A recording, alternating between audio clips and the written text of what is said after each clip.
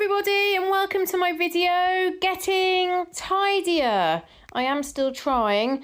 What I just wanted to say very early on before people possibly click off my video is a massive thank you to those of you that have liked and commented. Since I said that any money that I give in the month of August, any money that I get from my channel, and I do get a small amount of money, in August and September I am giving to charity. You have been so kind, you are so generous, you are so charitable. Some of my videos and some of my old videos have really earned a lot more money than what any of my videos ever earn.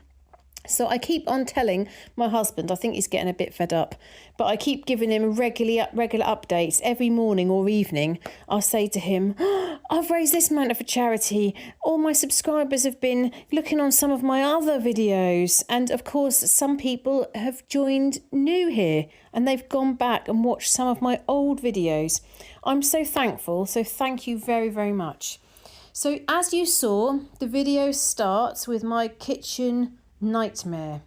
So you can see the state of my kitchen right at the very beginning. I don't always show you this, but I just thought I felt quite determined to do something drastic. Janet gave me the idea of just clearing all of the side and putting it into a wicker basket and sorting that out. And I thought, yes, I'm going to do that. So as you'd seen, the kitchen was progressively getting a bit worse, and I was not prepared for it to get any worse than what it was. We were already getting that I'd run out of spoons or forks or one of them, and I really hate it when that happens, and I felt like it was creeping back to how it used to be all the time. So I decided, and also what you'll see me doing here is I can't prepare the dinner because I haven't got any space and I haven't got any saucepans. And then I've got no space on the draining rack. It's like, oh my goodness, where do I start? The sink was full. So I thought before I do any more food preparation, I need to really sort some things out. And then I love the idea so much about just clearing the side, just getting it all off the side. And then you will see me take all the stuff and sit down with everything and then sort it out. And to be honest, I think by doing it like that, I was able to get rid of a lot more than if I had stood and gone through each bit. I have now been left with a very small container of bits and pieces that I'm not quite sure what to do with yet. But what I've decided is I'm not going to put anything now on that corner, because I was finding that I had this little wooden tray, and so the little wooden tray had a few bits and pieces that I don't know what to do with, and then I would put a letter behind it. Then I would put a bill behind it. Then I'd put another letter behind it. Then we'd put a thank you card behind it, and suddenly you got like a big pile of stuff.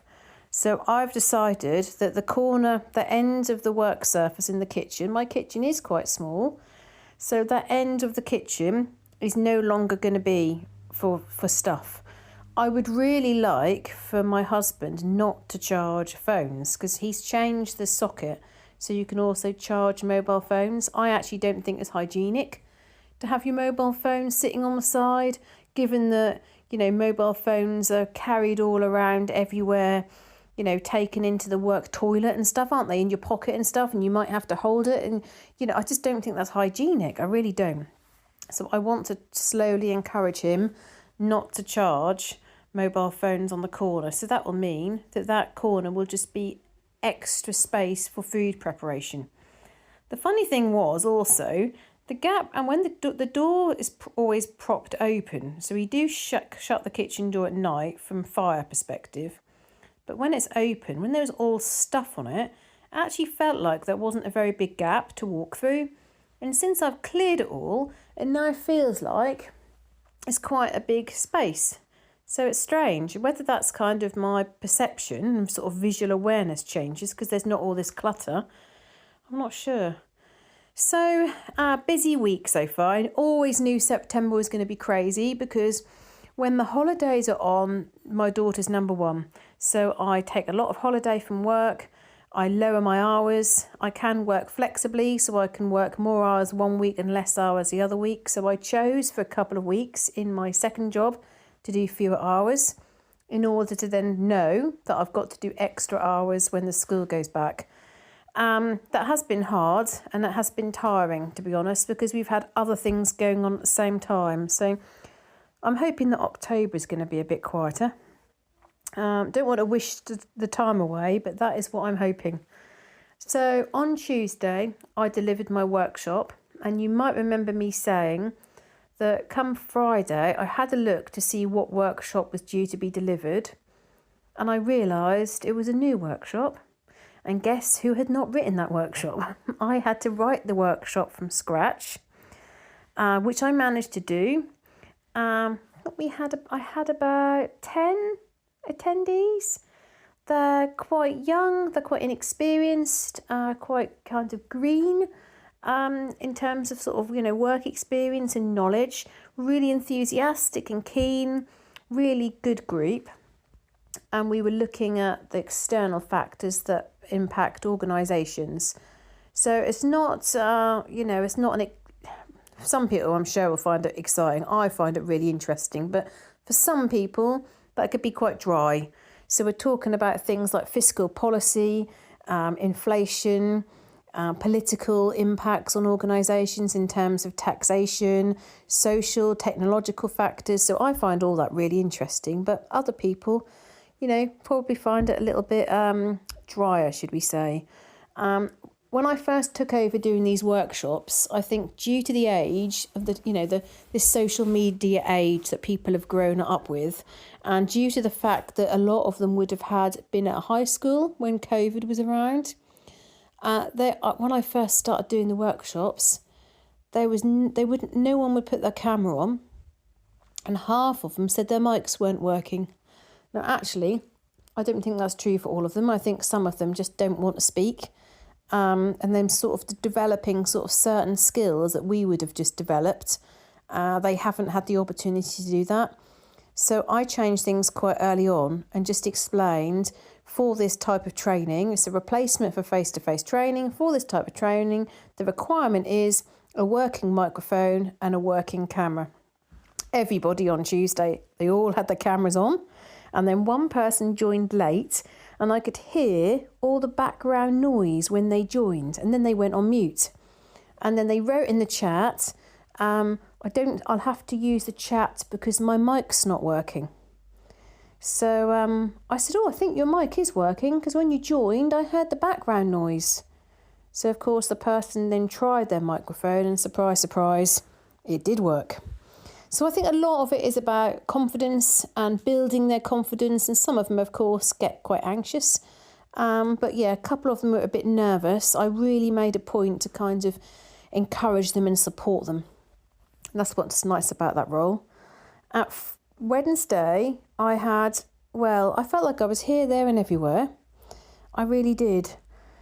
And was it Tuesday? Yeah, Tuesday, on the way back from school, sitting completely stationary in a load of traffic, coming back from the school run, and boof, my little Fiat 500, Betty, was hit in the back. My daughter promptly burst into tears, but of course that was the shock as opposed to being physically hurt. So I gave her a cuddle and gave her a kiss. And I said, don't worry, you're okay, we're all fine. It's just a shock.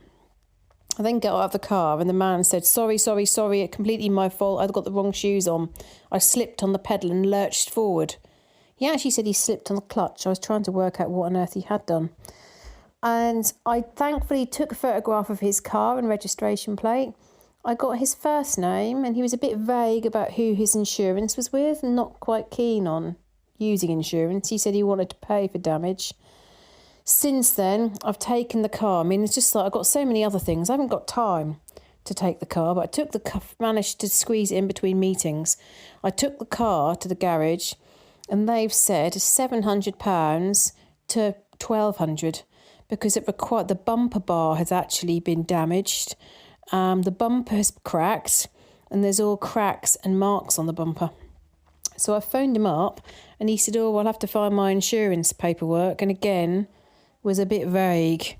So here's hoping, please all hope for me, that he has actually got insurance. Let's hope. He didn't give me his surname, but of course, because I know where he's employed, And I've got, oh, well, registration plate's not so relevant, but because I know where he's employed, I just Googled his first name and his organisation, and his full name came up. Then I looked on Companies House, which is a register of all businesses, and then I went on Facebook and searched that name, and there you can see all the photographs of him. So I've got his full name, at least, but we'll have to see what happens with that. I just felt like, I haven't got the time for this. And then Wednesday, as I was saying, I got lots of different meetings, and then I allowed myself an hour and a half to go over to the house to repair this wall. So I'm trying out this new kind of like filler. I'm no plasterer, I really am not, but I thought, do you know, I'm going to have a go. So that was all sealed nicely with the work that I did on my last video. So that was good. So I just carefully read the instructions and had a go. Rolled this plaster on and then you skim it off. Roll the plaster on, skim it off. That came up quite well, but I looked and thought, I think that needs another layer. So actually, I was done in 45 minutes. They wanted me to stay in the house, the people that lived there wanted me to stay in the house while my DIY man came to do the front door. And I said, well, it's good. That'd be good for me to see the person who does this, who's doing the front door. I said, but actually, I'm done now.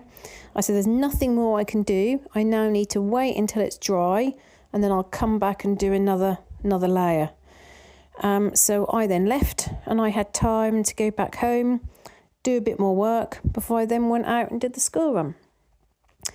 And then talk about a crazy week, because I've had that workshop, and then I've also had my big quarterly meeting that I chair, and I organise all the guest speakers and everything.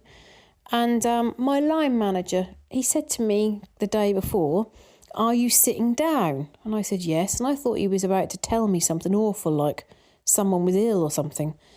But I said, yes, I'm sitting down. He said, I'm going to come to your meeting tomorrow. And I've moaned about this because he doesn't come across as being remotely interested in anything I do. And it's nice to be trusted just to get on with it. But it comes to a point where you do actually want your line manager to be interested in what you do and care about what you do. So I said, excellent. I was very pleased that he could come along. And I said, please, can you make a point of thanking everybody that's on the call? He came along and he did that. But God, that was a bit half-hearted. I think people that work for me, if they've done a really good job, I always use specifics. So I'll say, you've done a fantastic job. The impact that you've had on whatever department has really meant that you've saved people time, you've made things easier, you've made the process simple. You know, I look for specifics. So I'd specifically asked him to thank this group, and he just said something like, I just wanted to say thank you to you all, we couldn't do it without you. And I thought, this is the sort of thing that I get in my appraisals. You know, nothing really specific and tangible and measurable. But there you go. At least he was there. So that's good. And then my last thing of the week is I am delivering another course. And I haven't had a time to look at the content. So here's hoping it doesn't need to be changed. I last delivered it 6 months ago. I think I've got about 16 people coming along. So let's hope I don't have to change the content and it'll be ready to go ahead with. But yeah, there's quite a few different things going on at the moment. And then my husband's away for the whole weekend in Holland. And my daughter's got concerts and various different things that we're going to. And we're also hoping to go to the teddy bear parachute drop. We all enjoy that. I start jumping around and shouting for the teddies. It's really great fun. And often my mum will come as well. And I'll see maybe some local people, some children that my daughter used to go to school with and chat to other parents. It's fun. So you'll also see me here in the video topping up 2 of my new containers. So one was empty, that needed to be topped up with white rice. And my new one I put brown rice in. So it's kind of looking a little bit more cluttered on my shelving unit just because I've slotted another container in with the brown rice. But we have both made a point not to put anything on the shelves. So it's still looking really, really tidy. So I'm pleased about that. So you can see I've done a lot of washing up here. There's still a lot more to do. There's food bags to go out. And then you can see this sort of like big pile on the corner, which is what I was telling you about, which just ends up being like clutter and stuff. And you also see it as you walk from the front door into the hall, because when you open the front door, if you opened it up fully wide, you would see straight into the kitchen. Although you wouldn't very often do that because the door only sort of you just open the door partially, if you see what I mean. But certainly when I come home and I close the door and look straight in front, that is what I see. And I think if you see a clear work surface, just makes you feel like, oh, this is going to be much easier to get cleared and get sorted, as opposed to looking at a massive great pile of clutter. So now I'm going to go through some of your comments and what super comments I've had on my posts. Thank you very, very much. So Paper Mason said, if I spend any time in a room, I build a nest. The only rooms that stay neat are the ones I'm not in. I completely understand that. Completely understand that. Teague 80 says, once you have a date for your sale, make sure you get the word out on socials. The more folk that turn up, the more chance you have of selling. Yeah, absolutely. Because I don't want these things back in my house, do I? That would be ridiculous. Anything I don't sell, I just need to take off to the charity shop. I've got a massive great pile though. You wouldn't believe it. Well, maybe you would, because you have been watching and seeing all the things I've been getting rid of. Linda Greenacre says, most definitely. All over your house and sheds, garage, etc. If you found something you don't even like, why give it a place in your precious home areas? Just donate it so someone else can have it. Yeah, I agree. Fun chore for your daughter in front of the TV. Take a drawer one at a time and roll all the clothes as it takes up so much less room. Old stewardess trick. And that's from Karen. Now, I did try that, Karen. I rolled everything in my drawers and rolled everything in my daughter's drawers. Maybe I just need to keep on at it because it wasn't very successful for me. I don't know. Maybe it's because I still couldn't squash things in and my daughter couldn't find things when I did it in her drawer. But maybe it's because I haven't persisted. Jane says, I hope you're well. I came here to comment to help support your donations and watch your full video. Thank you very, very much. Tracy Force says, back in 1962, when my mum was pregnant with me, she had really bad morning sickness and she was prescribed, thalidomide. Oh, goodness. What a tricky word to pronounce that is. For some reason, she decided not to take it. Thank goodness. It was such terrible medication and I feel sorry for the people whose mums took it. So very sad. Isn't it? Good job that they worked that out. Zoe Brindle says, hi Emma. I remember I told you my parents were downsizing. Yeah, I do remember you telling me that, and you were helping them. They're going from what was a large family home built by my dad, wow, with large gardens, to a bungalow. It's going to be so much easier for them. We decided to have one of their lovely lounge chairs. We've been thinking about getting one for the corner of our lounge anyway, so win-win, recycled to our home. Oh, that's nice. Do you need to do anything with it? Does it fit in with your deco, or are you going to keep it as it is? And is this the house that you grew up in or not? I'm interested, Zoe. It's my dad's chair. It is my dad's chair, so whenever I'm sat all cosy, I will think of my dad. Oh, I tell you this story as you, like me, seem to be a sentimental soul too. Keep up the good work, Emma. Sending love. And Zoe sent me some sunflowers and some autumn leaves. Oh, that's a nice post. Brett says, I always look forward to your videos, and this was another good one. You really tackled a lot. I'm interested to hear how you felt the baskets helped out with the tidying this time. Did it make it a little easier to follow through? I love seeing that your landing is still clear. Waste was always my Achilles heel for decluttering, but I had a life-changing breakthrough. It made every day after that a little bit more joyful. Well, thank you for your post, Brett. I'm loving the baskets. What's really working at the moment is what I realise. what I do is I come in my house, I take my shoes off and put them anywhere. I put the coat and just put it at the bottom of the stairs. I'll put my purse on the stairs and the keys somewhere else, and my bag will go somewhere on the floor. If I brought in like a drinks container or a wrap or something, that might go on the table. So what I'm trying to do is change my mindset. So I come into the hall, I take my shoes off and put them in the cupboard. I put my purse by my bag, which is not just dumped on the floor anywhere. Any rubbish will go straight in the bin or the recycling. And I'm doing the same with my daughter. So her habit is that she'll come in from school and put everything on the stairs. And the stairs can be seen when you open my front door. So now what I'm saying, if it's a jacket or if it's a coat, you go and put the coat or jacket away. Your shoes go in the cupboard. In your bag, you need to take your water bottle out and bring your bag into the dining room to sort out what homework needs to be done. So I just think it's a bit of a change of mindset. Of course, my daughter just copies what me and my husband do. And what's helping with the basket on the stairs is that little bits and pieces we're all putting in the basket, but then we're all looking in the basket on the stairs to see what needs to be taken upstairs. So I'm pleased about that. That's working well. So it's Holly that's been poorly, and Holly's replied, and she says, thank you so much for your well wishes. I was excited to see another video from you pop up. Thank you for making my day brighter. This sickness is unbearable, but taking a day at a time. Your home is looking lovely and cosy. Thank you for your kind comment, and we do all hope that you're getting better. Quite a few people have said about this in the thread. So I do hope you're starting to feel a bit better. Andrea says HG is hyperemesis. I always forget how to say this. Hyperemesis. I said it earlier because it's Latin, isn't it? Gravidarium.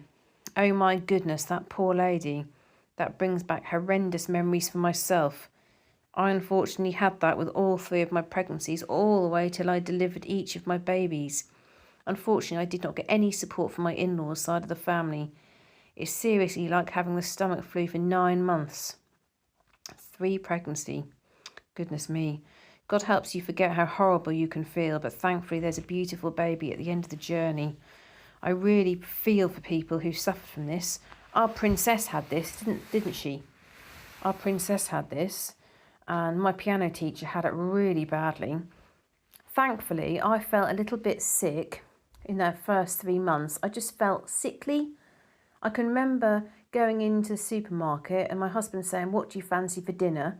And me just thinking, oh, curry makes me feel sick. Oh, roast dinner makes me feel sick. I won't talk about anything else in case Holly's listening. But I can remember that. But I don't think I was ever once physically sick. So I really feel for her. It's awful. But the biggest, most important thing is that Holly rests, and that is what she's doing. So that is the most important thing. But I think that's impossible. I think that's a really, really hard ask. Impossibly difficult. For those of you that subscribe to my channel that have had children, and those of you that haven't had children, all us women understand by the fact it's actually quite difficult for us to sit down and do nothing, isn't it? I think all of us, our mind tends to work like that metaphor that they say, a computer with 100 browsers open, whether you've had children or not. So to then kind of, you've got to rest in bed, I can quite understand how Holly found my channel, just searching on YouTube for things to look at. Get well soon. I hope it stops soon. Right, next comments. Brooke says, I love the idea of your wellness breaks. Now, I've got something to tell you about that. I had a well-being walk in my diary, and guess what someone said to me? They could see it in there. They could see where it said well-being. Well, forget what I wrote it as. Well-being something break. And then I'd booked my lunch in, because all the time people book meetings over lunch. Now, usually on a Friday, me and my husband will try to have lunch together. Of course, he's in Holland today, but I still want to have a proper lunch break.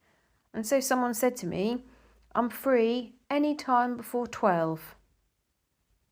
In other words, he'd seen my diary and seen that I had got a wellness break, wellness walk, and then my lunch. So I said, well, I can meet you at 10, but no other time. I thought otherwise I'm not starting as I mean to go on, am I? It's like the second time I've put it in my diary, and I'm going to have to move it. Jane Mercer says, hi Emma, I've watched you from the start of your journey and you're doing an amazing job. I've been decluttering and selling bits on Vinted, so making a little money back on things. I try not to think about how much it costs me to buy. Keep up the good work. Thank you. M. Faircloth says, hello Emma, you don't need less books, you need a bigger bookcase. A library, in fact. Fourth bedroom idea. If you love books, you love books. You need bookcases, that is all. The only thing with me, Emma, is that I do really like books. I like the smell of them, I like the feel of them, I like looking at them, and I like thinking about reading them. But then I don't actually very often read. So I do need to make a decision to either make time and make space to read, or, that big pile of books that have been sitting there waiting for me. I need to make a decision on. Maybe what actually I should do is when I go on holiday, like I said before, I'll get a new book either from the library or from the supermarket. What I need to do is just take one of my books from my book pile. Oh dear, that seemed incredibly simple, but I'd not really thought about that before. Your daughter is going to bring many more books in through high school. Make your home work for you, and this will make your life easier. Just a suggestion. Not to press down too hard on your bedroom drawers, or any drawers actually, when squashing in all your clothes. Oh, you spotted me doing that, did you? Yeah, I was forcing them in because I was trying to get the jumpers in.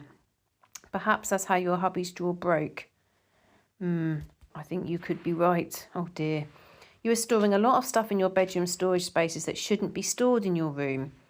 Holiday, decor, etc. should go in the shed. Eek. Yeah, but the problem is, Emma, I can't get in the shed. So I can't put my suitcases or that sort of thing in the shed because I can't actually get in the shed. And then our other little kind of shelter, which was my husband's, he was going to work out there, which has sort of worked with mixed results. So he's got all his little figures out there, and he's got his bike, so he goes and uses that sometimes. But otherwise, I can't get in there either. That's all his stuff. So Emma goes on and says, you'll then have more room in your bedroom to store yours and your hubby's clothes, putting the laundry away easier, make life easier. One of the hardest parts of decluttering is actually getting the stuff out of the house. So my advice for you is to keep up with the selling of items you want to sell, running donations, doing car boot sale, etc. Don't let it pile out in the guest bedroom. Oh dear, you won't like the pile I've got then, Emma. I'll have to do a little clip of it so you can see it. I think I promised that before and then forgot. You were doing so well. Your daughter, I can't say that word you've used. That's considered quite a... I wonder, you're not... Emma, remind me where you're from. There's a word that you've used that I'm pretty certain that's considered that I shouldn't really say that out loud. Anyway, yeah, so as that goes on, your daughter's room is any little girl's dream bedroom. How excited you must have been to have a fresh and clear space. Well done, Mama, you did that. Is she enjoying it? She is, and she doesn't like it when something gets put on the floor. She quickly moves it to one side, and I'm also helping her, so if she left something, I say, oh, come on, let's move this, just to maintain it. I think the approach of getting one room done worked really well, and may be a great approach for the playroom. A new library, study, craft, multi-purpose room. Actually, if I was you, I would downsize my guest bedroom to fit into the smallest fourth bedroom and use the old main bedroom, the current guest room, as the library, craft room, study, music, multi-purpose room. Good idea. Great job in getting rid of more out of the kitchen cupboards too. You're doing it. It's a lifestyle, not a destination, and consistency is better than perfection. Welcome to the two gnomes and to Holly. That is a very lovely post. Thank you, Emma. I am thinking now of what you said about the spare room. The problem that I have, and this is going to show that I'm sentimental, the 2 chest of drawers, the bed and the wardrobe were bought by money that my uncle left me after he passed away. And so we decided to invest it in some really nice furniture. So that's that furniture would not get into my small room. See, what our plan was, if we buy our dream apartment stroke mini house in Italy, some of that furniture was going to go there. That was what was going to happen. But we'll have to see what happens with that. So to all of my friends who are listening to this video as they go about and as they do their washing up, as they do the ironing, as they clear out, they declutter, even if you're doing 5 minutes or you're doing 30 minutes or you're doing an hour or you're doing as long as this video and then stopping, know that you are helping your future self. You're making things easier for yourself. You're making things better. You're more simpler, having a clearer house and a cleaner house. I am slow to get there because, as you know, I've been doing this for just over a year. And I've learnt lots from all of you, but I do feel that my mindset's getting better. Like, for instance, I look at my cabinet in my dining room where I'm sitting now, and I can see how much clearer and less cluttered it looks. And every so often I look up and think, well, actually, I could get rid of that now. I could get rid of this now. And my desk where I sit, where I was working today, and I was looking at some little gnome ornaments. My sister years ago bought me this nice little gnome ornament, and I liked it so much I then went online and bought like another 4. And for a while they used to sit on the piano, and then they've kind of like migrated to other parts of the house. But I thought, no, there's no reason why I couldn't keep that one gnome that my sister got me that I still look at and really like, and I could sell the others. I could put them on Vinted and sell them. They are nice, but I was buying them just to have them, not because I actually needed them or had, for a particular purpose. That's the thing. And then just a quick update on my day-to-day. So this morning I did the school run and then came back to deliver a training course.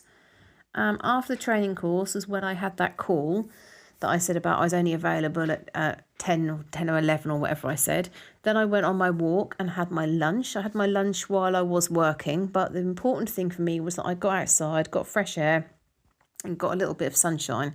Particularly as it now starts getting colder and there's less sunshine, I wanted to get some sunshine. And then I drove over to a meeting and did a meeting with a learner, and then I went and picked my daughter up. We came home and she did her plan for the weekend in terms of what homework she's got to do over the weekend. And I finished off my work because I'm supposed to work till 5ish on a Friday. But because my husband's away, I did the school run. So I finished off some bits. And then we went and got some chips together, which was nice. And then came home, did a little bit more, bits and pieces. And then she watched a little bit of television. And then she went up to bed. So she's very, very tired. And I think children, when they get really tired, I guess adults as well, we get a bit emotional, more likely to be emotional. And certainly my daughter, she gets like so tired. She's then much more likely to get upset and get emotional or overwhelmed. But hopefully at this point you can see how much better my kitchen looks with that whole area cleared. So this was really all down to Janet giving me the idea to just gather everything that was on the corner and take it all off and sort it all out. And to be honest, I would say 80%, 70-80% of it all went in the rubbish bin or the recycling. And I'm just left with a very small pile of bits and pieces that I'm not quite sure what to do, that I might put with the pile that I've still got when I decluttered the kitchen drawer. And if I'm honest, I have been tempted to get that pot, not look at it, but put it all in the bin. It's only when I'm reminded of what the things are, when I start looking at them, that's when I'll then be like, oh, I can't get rid of that. I want to keep that. But I could just get it and put it all in the bin. I can understand now why my mum did that many years ago with our old ottoman. We used to have an ottoman in the conservatory, and I was the main user of this ottoman. And the conservatory was always cold in winter. But I'd go out into the conservatory and I'd quickly shut the door because the cold air would come into the lounge. And I'd put the light on and I'd have a look through the ottoman and I'd get craft items out and just kind of generally get my craft things. And then years later, I think that was after I'd got married and moved out of the house, the ottoman suddenly disappeared. Now, I'd not looked in that ottoman for quite a long time. And I said to my mum, where was it? And she just got the whole thing and put it in the bin. And I guess that partly is when you start then looking through that sort of thing, you start thinking, oh, I want to keep this and do I want that? Or actually, if you don't look at it and just get rid of it all, you then don't have that kind of connection, do you? And what would have happened is if there was the odd picture that I'd drawn or the craft item that I'd have drawn, my mum would have then given them to me, and then where would I have put them? So I think sometimes it is, what was that word that you said to me? Ruthless, isn't it? Be ruthless. So that's what I need to try and be, ruthless. But yeah, so although the kitchen was a complete nightmare, I wanted to show that actually the nightmare is not as bad as what you initially think it might be. Can you see on the left-hand side there where I've still got the wine brewing? Well, that wine is now about 3 years old and we've done nothing with it. And then we've got a couple of things just in a pile there that I just need to put away. And then as I told you, I had to put the heating on to get some of this dry. And the reason why I've just taken it all off the stands very quickly and not folded it up is because I literally had 5 minutes before I went out, and I was really worried about all this starting to get the damp smell. So that's why I didn't fold all the laundry and just pile the laundry there, because I wanted to hang the sheets out and the bed covers out and other bits and pieces because they've been sitting in my linen baskets. I didn't want them to stay any longer. So I had a few minutes and I thought I'm going to quickly do that before I go out. So this is nearly the very end of my video.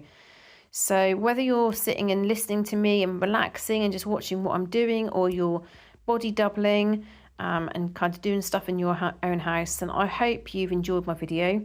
Thank you so much for your support and kindness. And thank you for helping me raise money for the charity. So we're doing really well on that. So I'm really pleased. And I look forward to seeing you in my next video. Bye.